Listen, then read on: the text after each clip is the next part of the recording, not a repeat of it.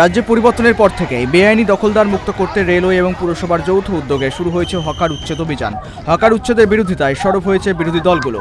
Hawker উচ্ছেদ নিয়ে জল গড়িয়েছে আদালতেও। 17 জুন পর্যন্ত হকার উচ্ছেদের ওপর অন্তর্বর্তীকালীন স্থগিতাদেশও দিয়েছে আদালত। এরই মধ্যে হকার উচ্ছেদ নিয়ে কড়া বার্তা দিলেন মুখ্যমন্ত্রী শুভেন্দু অধিকারী।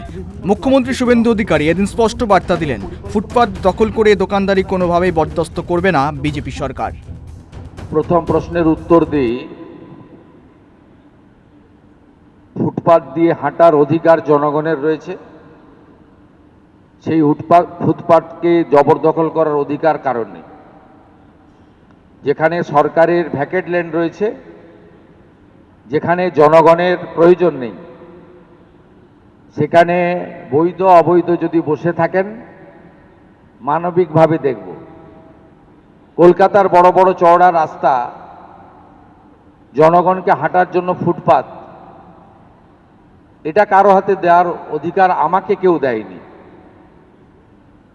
আমাকে পাবলিক ভোট দিয়ে জিতিয়েছে, বিজেপি এবং এমএলএরা আমাকে মুখ্যমন্ত্রী বানিয়েছে। আমি জনগণের প্রতি দায়বদ্ধ।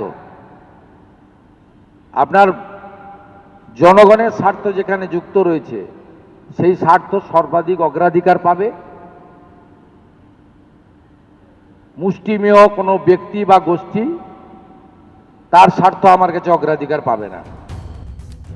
শুভেন্দু অধিকারী জনগণের প্রতি দায়বদ্ধতা, জনগণের স্বার্থের কথা বললেও এখন প্রশ্ন, এই হকারদের ভবিষ্যৎ কি হবে? তারা কি পুনর্বাসন পাবেন? এই প্রশ্নের উত্তরে আশ্বাসবাণী শুনিয়েছেন মুখ্যমন্ত্রী।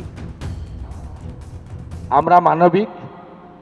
যেখানে অচল মার্কেট রয়েছে, উদ্বৃত্ত জায়গা রয়েছে, প্রাথমিকভাবে আপনারা সরে যান। ইউডিএমএ ডিপার্টমেন্ট আস্তে আস্তে আপনাদের জন্য সরকারি স্কিম নিয়ে আসবে। হকারদের জন্য ভারত সরকারের শ্রম দপ্তরের স্কিম রয়েছে, তার সুযোগ আপনারা পাবেন এবং অন্যান্য সুযোগ পাবেন।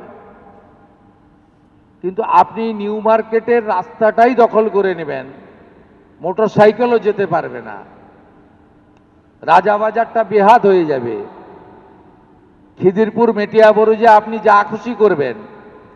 এটার জন্য কিন্তু আমাকে মুখ্যমন্ত্রী করেনি পাবলিক।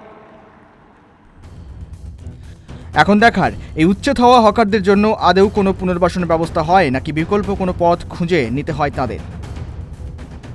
ক্যামেরায় সূর্যশঙ্কর অধিকারীর সঙ্গে ত্রয়ন চক্রবর্তীর রিপোর্ট, কেটিভি বাংলা।